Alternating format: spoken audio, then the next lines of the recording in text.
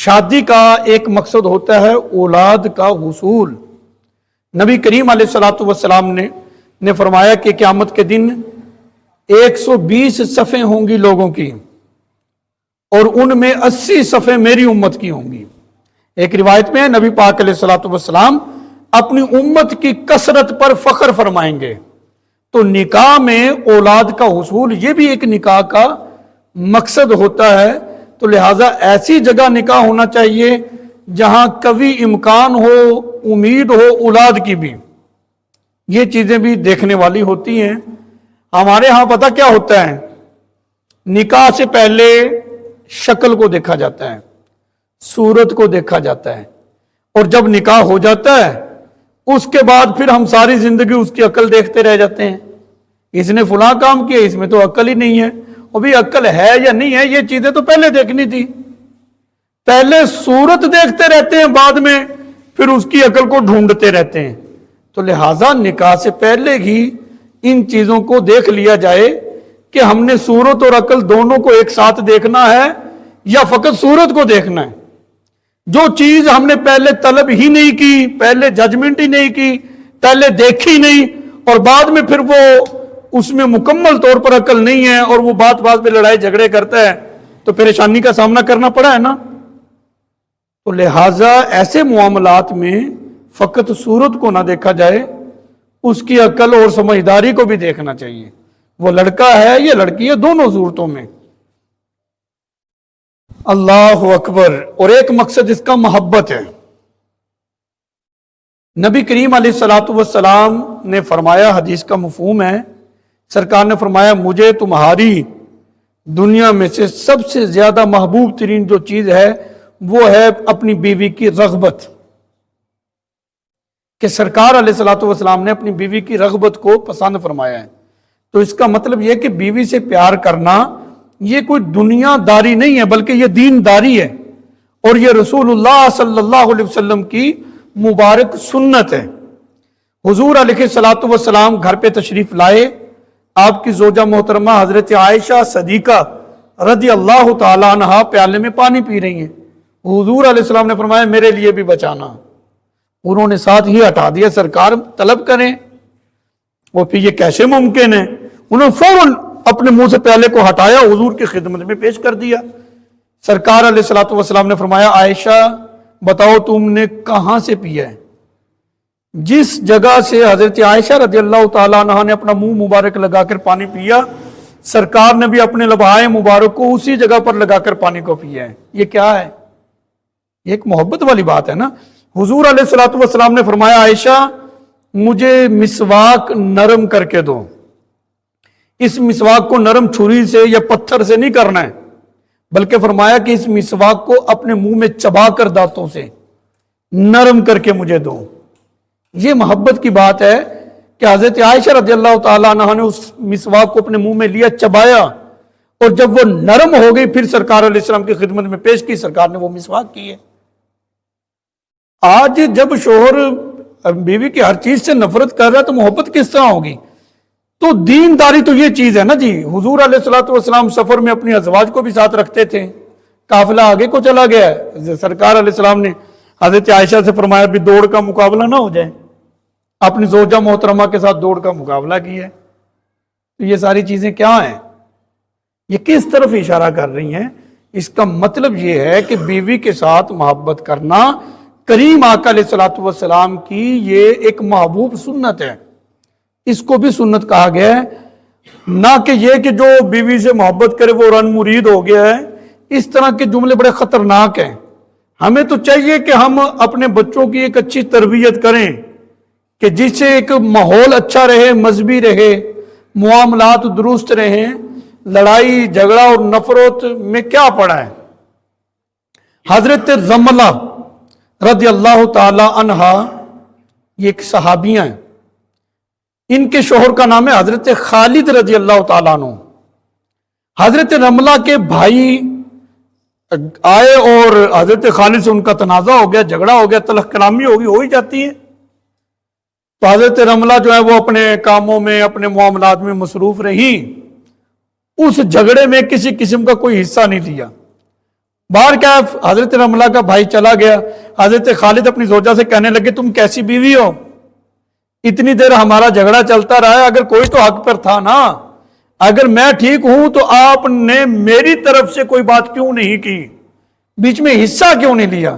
حضرت رملہ رضی اللہ تعالی عنہ نے بڑا خوبصورت جواب دیا، بس یہ ہماری بچیوں کی تربیت ہو جائے۔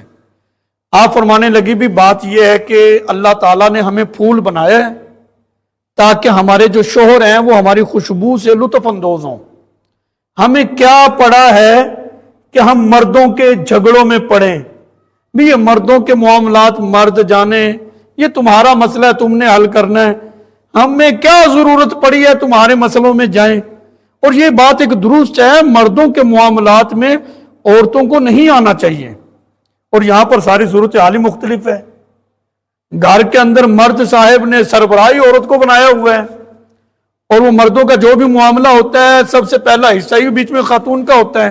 یہی وجہ ہے کہ خاندانی نظام کے اندر جو بگاڑ پیدا کرنے کی پہلی اینٹ یہ ہے کہ جب گھر کے معاملات اور فیصلوں کا جو دستار ہے، جو تاج ہے گھر کے فیصلوں کا، وہ خاتون کے سر پہ رکھا جائے۔ ایسا نہیں، الرجال قوامون علی النساء، اللہ نے مردوں کو عورتوں پر حاکم بنایا ہے نا، تو اس طرح کے معاملات مرد حضرات خود کیا کریں۔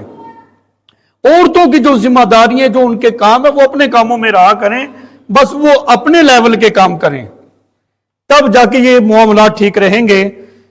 کریم آقا علیہ الصلوۃ والسلام کا فرمان ہے، صحاح کے اندر یہ حدیث پاک موجود ہے، بے شمار مرتبہ میں یہ پڑھا بھی چکا ہوں۔ کریم آقا علیہ الصلوۃ والسلام نے فرمایا، حضور فرماتے ہیں کہ نکاح جو ہے وہ 4 چیزوں کی وجہ سے ہوتا ہے۔ خاندان کو دیکھ کر ہوتا ہے نکاح، یا پھر حسن کی وجہ سے ہوتا ہے، بھی خوبصورت ہے، یا پھر مال و دولت کی وجہ سے ہوتا ہے، یا پھر دینداری کی وجہ سے۔ یہ 4 وجہ بتائی ہیں نکاح کی، ٹھیک ہے جی؟ 4 چیزیں، خاندان، مالدار یعنی مال و دولت، اور حسن یا پھر دینداری، یہ 4 چیزیں نبی پاک علیہ السلام نے ذکر کی اور فرمایا کامیاب وہ شخص ہے جو دینداری کو ترجیح دیتا ہے، یعنی ایسی جگہ پر نکاح کرتا ہے جہاں دینداری اس کو مل جاتی ہے، مذہبی گھر ملتا ہے، خاتون دیندار ہوتی ہے، وہاں پہ نکاح کرے۔ فرمایا کہ اس کے لیے کامیابی ہے۔ اس کا مطلب کیا ہے کہ جو شخص دینداری کو ترجیح دے اور کسی دیندار خاتون سے نکاح کرے تو وہ ہاتھ اٹھا کر یہ بات کر سکتا ہے کہ میں نے اپنے نبی علیہ الصلوۃ والسلام کے مشورے پہ عمل کیا ہے۔ سرکار علیہ الصلوۃ والسلام نے فرمایا نکاح تو بھئی خاندان دیکھ کر بھی ہو سکتا ہے، مال و دولت دیکھ کر بھی ہو سکتا ہے، حسن دیکھ کر بھی ہو سکتا ہے، دینداری دیکھ کر بھی ہوتا ہے، لیکن دینداری کو ترجیح دینے والا کامیاب ہے۔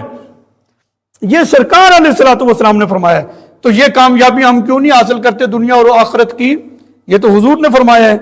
یہ آسمان زمین پر آ سکتا ہے، زمین پھٹ سکتی ہے، جو الفاظ کریم آقا علیہ الصلوۃ والسلام کی مبارک زبان سے جاری ہو جائیں وہ ویسا نہ ہو، ایسا کبھی بھی نہیں ہو سکتا۔ تو لہٰذا رشتہ ڈھونڈنا میں ہمیں سرکار کے مشورے پہ عمل کرنا چاہیے، نبی پاک علیہ السلام کی حدیث پہ عمل کرنا چاہیے کہ دینداری ڈھونڈیں۔ بیٹی کا باپ بیٹی کا نکاح کرنا چاہتا ہے، وہ بھی دینداری کو ڈھونڈے، وہ بھی لڑکے کی بس صورت پہ نہ مرتا رہے، اس کی عقل کو بھی چیک کرے، سمجھ کتنی ہے، دیندار کتنا ہے۔ اور افسوس کے ساتھ یہ بات کرنا پڑ رہی ہے، ہم مسلمانوں کا مزاج ایسا نہیں ہے، حالانکہ ایسا ہونا چاہیے تھا۔ لڑکی کا رشتہ طے کرنے کے لیے لڑکے کی جو خوبیاں دیکھی جاتی ہیں نا، دینداری نہیں دیکھتے ہیں۔ اس کی عمر کتنی ہے، کماتا کیا ہے، گھر بار اس کا اپنا ہے، فیملی کیسی ہے، بڑی تو نہیں ہے، سب کا کام تو نہیں کرنا پڑے گا، یہ چیزیں کسی والدین نے اللہ ماشاءاللہ ہوتے ہیں بہتر بھی یہ پوچھا ہے کہ یہ بچہ جو ہے یہ 5 وقت کی نماز پڑھتا ہے، اس کو دینی علوم جو فرض علوم ہے ایک مسلمان کے لیے، جن چیزوں کا جاننا دین میں فرض ہے، کیا یہ وہ چیزیں سمجھتا ہے؟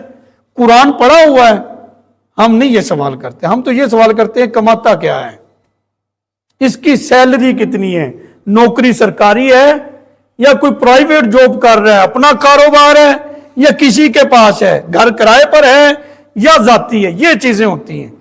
دین میں تو ایسا نہیں ہے۔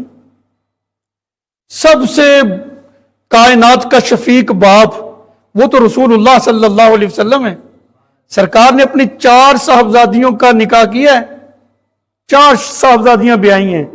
بتاؤ نا مجھے حضور علیہ الصلوۃ والسلام نے کس کے بارے میں یہ دیکھا ہے، پوچھا ہے ابھی تمہارا گھر ذاتی ہے، تمہارا اپنا کاروبار ہے، کیا تم کماتے ہو، فیملی کیسی ہے؟ یہ سوال حضور نے تو نہیں کیے، بلکہ نبی پاک علیہ الصلوۃ والسلام نے تو تقویٰ دیکھا ہے، پرہیزگاری دیکھی ہے، اور جہاں یہ چیز مل گئی ہے اپنی لاڈلی صاحبزادی اسی کے نکاح میں دے دی ہے۔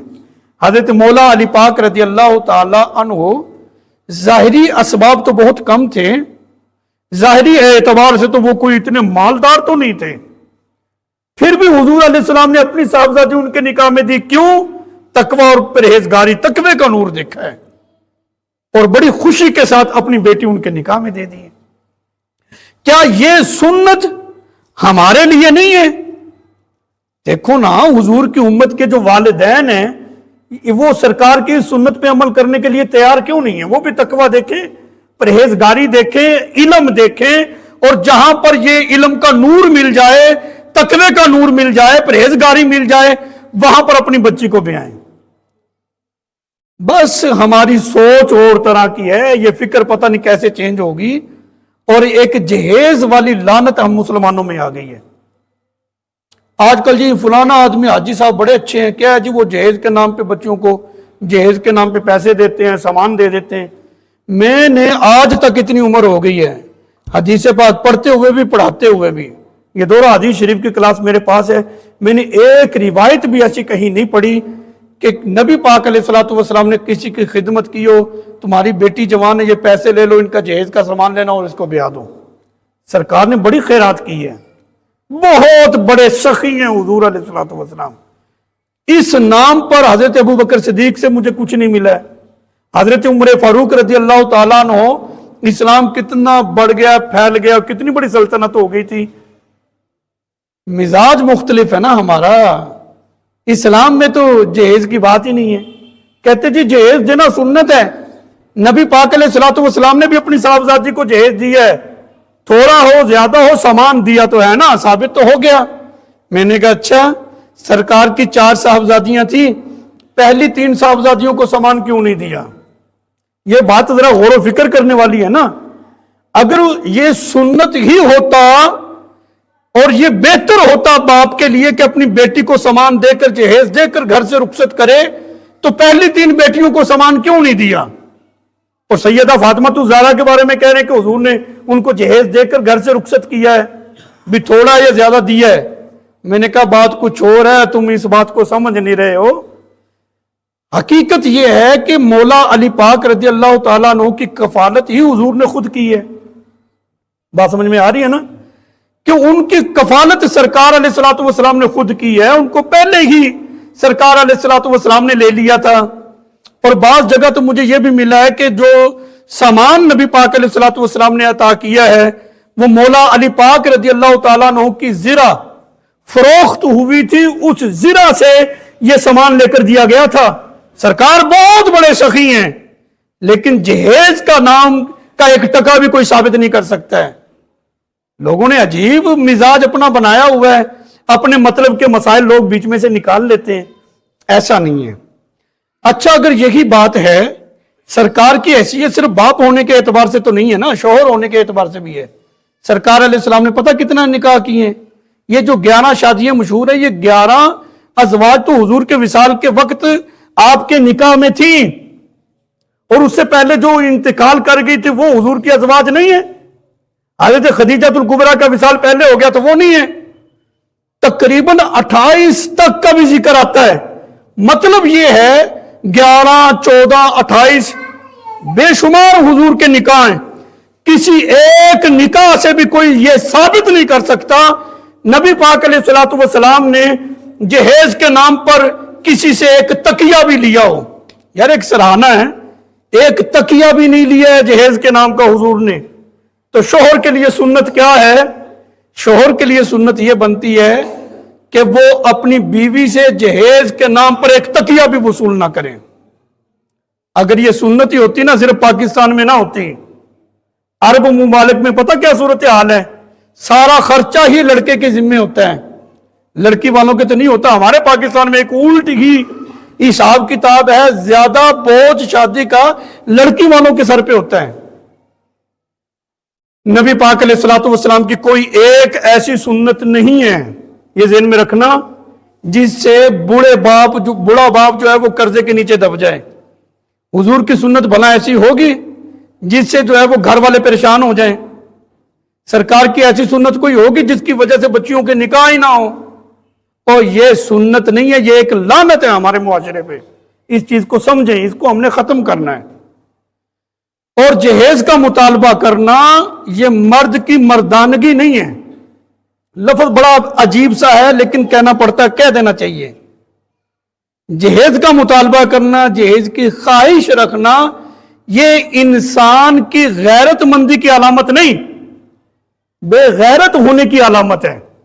اور جو اپنا ماں بہنیں اس کی جو ہیں اس چیز کی خواہش مند ہوتی ہیں، وہ اس چیز میں اپنے اس بیٹے اور بھائی کے ساتھ شامل ہیں. اسلام میں اس چیز کا تصور نہیں ہے. اور بہرحال گفتگو تو اور بھی اس حوالے سے کرنے کو ہے، ٹائم چونکہ ہو رہا ہے. میں یہاں پر یہ بات بھی ذکر کر دوں کہ نکاح کے حوالے سے، میاں بیوی کے حوالے سے بہت سارے لوگوں نے بہت کچھ لکھا ہے. کسی نے لکھا ہے میاں بیوی گاڑی کے دو پہیے ہیں، یہ دونوں سلامت رہیں گے تو چلے گی، ایک خراب ہو گیا تو پھر کیسے، یعنی بہت کچھ. لیکن جو نظریہ میاں بیوی کے حوالے سے قرآن نے پیش کیا ہے نا، اس میں ایک لطف ہی وقرا ہے.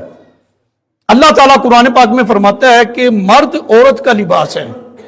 یعنی نکاح ہو جائے، مرد عورت کا لباس ہوتا ہے اور عورت مرد کا لباس ہے. یہ ایک جملہ ہے اور اس میں تربیت دیکھیں کتنی ہے. لباس انسان کی زینت ہے. بغیر لباس کے انسان نہیں ہوتا، بغیر لباس کے جانور ہوتے ہیں. وہ حیوانیت ہے، درندگی ہے. لباس انسان کی زینت ہے. تو نکاح کے بعد عورت کو مرد کا لباس قرار دیا گیا ہے. مطلب کیا ہے؟ وہ پاؤں کا جوتا نہیں ہے، بلکہ نکاح کے بعد وہ عورت مرد کی زینت ہے. لباس جسم کی زینت نہیں ہوتا. اور نکاح کے بعد شوہر عورت کا لباس ہے. کیا مطلب؟ عورت کی زینت ہے یہ مرد. اور دوسری چیز یہ ہے کہ لباس جو ہوتا ہے یہ جسم کے قریب ہوتا ہے. لباس جسم کے قریب ہوتا ہے، کوئی تیسری چیز اس کے درمیان کوئی حائل نہیں ہوتی. قرآن مجید کے اندر میاں بیوی کے لیے جو تصور دیا گیا ہے کہ مرد عورت ایک دوسرے کا لباس ہیں، مطلب کیا ہے کہ نکاح کے بعد ان کے لیے قرب ضروری ہے. یہ ان کا قرب ایسا ہونا چاہیے کہ اتنا پھر اس کا کسی سے نہیں ہونا چاہیے. یہ ایک تصور قرآن دے رہا ہے. اور درمیان میں کسی اور کو مت آنے دیں. جیسے لباس اور جسم کے درمیان کوئی اور نہیں ہے، تیسرا نہیں ہونا چاہیے. جب تک تیسرا نہیں ہوگا یہ گھر سلامت رہے گا. تیسرا آئے گا تو پھر جب تیسرا آدمی آ کر ان کے فیصلے کرے گا تو پھر یہ گھر آباد ہو گیا. پھر یہ اپنے معاملات کو خود دیکھیں اور خود درگزر کیا کریں. اور یہاں پر لباس جو ہوتا ہے نا، جسم پر جو بھی ہو، جتنے بھی عیب ہوں، لباس پہن لیا جائے تو یہ تمام عیوب کو چھپا دیتا ہے. جب شوہر صاحب خود ہی اپنی بیوی کے عیب بیان کر رہے یہ کیسا لباس ہے، پھر لباس تو نہ ہوا. جو عورت، جو بیوی اپنے شوہر کے عیب بیان کر رہی ہے لوگوں کے سامنے تو پھر وہ لباس تو نہیں ہے نا. تو لباس کا مطلب یہ ہے کہ عورت بھی اپنے شوہر کی کمی کوتاہیوں پہ پردہ رکھے، اور شوہر کو بھی چاہیے کہ وہ انسان ہے، عورت بھی، اس کی جو کمی کوتاہیاں ہیں ان پر یہ بھی پردہ رکھا کرے. تو اس طرح کر کے اگر معاملات کو چلایا جائے کافی حد تک بہتری رہ جاتی ہے. اب چونکہ ٹائم ہو رہا ہے میں یہاں پر ایک بات کرنا چاہتا ہوں. ٹائم ہو گیا، 1 منٹ رہ گیا، ایک ہی بات کر دیتا ہوں. اللہ اکبر. یہ میاں بیوی والا جو ایک رشتہ ہوتا ہے یہ جو نکاح کو اسلام کے اندر جو ایک مقام حاصل ہے وہ عبادت کا ہے، یعنی نکاح عبادت ہے اسلام میں، اور جتنا آسان اسلام کے اندر نکاح کو رکھا گیا ہے اتنا آسان میرے خیال میں کوئی اور کام اسلام میں نہیں ہے۔ اسلام کے اندر نکاح کیا ہے؟ مرد اور عورت، ان کے علاوہ مزید 2 گواہ ہوں، ان کی موجودگی میں مرد عورت میں سے ایک کہے کہ میں نے نکاح کیا، دوسرا کہے کہ میں نے قبول کر لیا، ان کے علاوہ 2 افراد سن لیں نکاح ہو گیا۔ اس کے لیے نہ تو کسی مذہبی رہنما کو بلانے کی ضرورت ہے، وہ ایک برکت کے لیے ہے، کسی عالم دین کو بلایا جائے وہ نکاح پڑھا دے، یہ برکت ہے، اور نہ ہی مسجد میں جانے کی ضرورت ہے۔ مسجد میں آئیں، اچھی جگہ ہے، برکت ہوگی نکاح میں، برکت ایک علیحدہ چیز ہے۔ اسلام کو جو مطلوب ہے وہ گواہوں کی موجودگی میں ایجاب و قبول ہو جائے، بس۔ نکاح کی 2 ہی شرطیں، نمبر 1 ایجاب اور قبول، یہ مرد عورت خود بھی کر سکتے ہیں، دونوں میں سے ایک کہے نکاح کیا، دوسرے کہے قبول کیا، ان کے علاوہ 2 آدمی سن لے نکاح ہو گیا ہے۔ عیسائی مذہب کے اندر پادری سے ٹائم لینا پڑتا ہے، گرجے گھر میں جانا پڑتا ہے، وہاں جا کر ان کا نکاح ہو تو نکاح ہے، ایسے ہی باہر کوئی نکاح کرے تو اس کو وہ نکاح نہیں شمار کرتے۔ مطلب یہ ہے کہ اسلام میں نکاح کو اتنا آسان رکھا گیا ہے، اور ہمارے کارنامے دیکھو کہ ہم نے اسلام کے اندر سب سے مشکل کام نکاح بنا دیا ہے، ایسی فضول قسم کی رسومات کو بیچ میں شامل کر کے۔ میں بوڑھا ہوں، غریب ہوں، بچیوں کی شادی کیسے کروں؟ میں نے کہا اسلامی طور طریقے سے کرنا، پھر کچھ بھی نہیں ہے۔ اچھا، ایک بات اور کر دوں جو بہت ضروری ہے، جو خاندانی ایک نظام ہوتا ہے، شادی بھی کسی کو بلایا نہیں گیا وہ بگڑ جاتا ہے، ناراض ہو جاتا ہے، تعلق ختم کر دیتا ہے، تم نے بلایا نہیں ہے، ہماری کوئی حیثیت ہی نہیں ہے۔ حالانکہ اسلام میں بھی اس کا کوئی تصور نہیں ہے۔ حدیث پاک ہے، نبی پاک علیہ السلام تشریف لائے، آپ کا ایک صحابی، اس سے ملاقات ہو گئی، سرکار نے دیکھا رنگ لگا ہوا، کیا ہوا؟ کہتے جی شادی کر لی ہے۔ فرمایا بتاؤ کسی کنواری سے کی ہے یا سیبہ سے، جو پہلے شادی شدہ سی، طلاق یافتہ ہے یا بیوہ ہے، بتاؤ کس سے کی؟ کہتے جی سیبہ سے کیا ہے۔ حضور نے فرمایا کنواری سے کیوں نہیں کیا؟ کہتے جی بڑی عمر کی خاتون سے شادی میں نے اس لیے کی ہے کہ میرے والد صاحب کا انتقال ہو گیا، بہنیں چھوٹی چھوٹی ہیں، تاکہ یہ ان کی صحیح طریقے سے نگرانی کرے۔ سرکار نے فرمایا اللہ تمہیں برکت دے، اچھا ولیمہ کر لینا۔ بات سمجھ میں آ رہی ہے؟ نبی پاک علیہ السلام نے اعتراض نہیں کیا، وہ بھی نکاح کیا، اسلام کی دولت میری وجہ سے ملی، اسلام کا نور میری وجہ سے ملا، کفر کے اندھیرے سے تم میری وجہ سے نکلے ہو، مجھے کیوں نہیں بلایا؟ میرا حق نہیں بنتا تھا؟ حضور ناراض نہیں ہوئے، برکت کی دعا دی ہے۔ اس کا مطلب کیا ہے کہ نکاح میں نبی پاک علیہ السلام سے بڑھ کر تو کوئی بھی نہیں ہے نا۔ اگر صحابی نے حضور علیہ السلام کو بھی نہیں بلایا اور نکاح کر لیا، سرکار نے بھی ناراضگی کا اظہار نہیں کیا، تو پتا چلا نکاح میں سب کو اکٹھا کرنا یہ بھی کوئی ضروری نہیں ہے۔ ہر آدمی نے اپنے حساب سے، اپنی جیب کے حساب سے چلنا ہوتا ہے۔ کسی کو بلایا جائے وہ ضرور شرکت کرے، جس کو نہ بلایا جائے وہ بگڑے نہیں، ناراض نہ ہو، بلکہ ان بچوں کے لیے دعائے خیر کرے، اللہ تعالیٰ ان کو برکت دے۔ یہ ایک طریقہ کار ہوتا ہے اسلام میں، تو یہی چیزیں ہیں۔ باقی چیزیں ہم نے اپنے طور پہ بنائی ہوئی ہیں، اور یہ مشکلات کا سامنا بھی ہم خود ہی کر رہے ہیں۔ اللہ تعالیٰ ہم سب کو قرآن و سنت کا فہم عطا فرمائے۔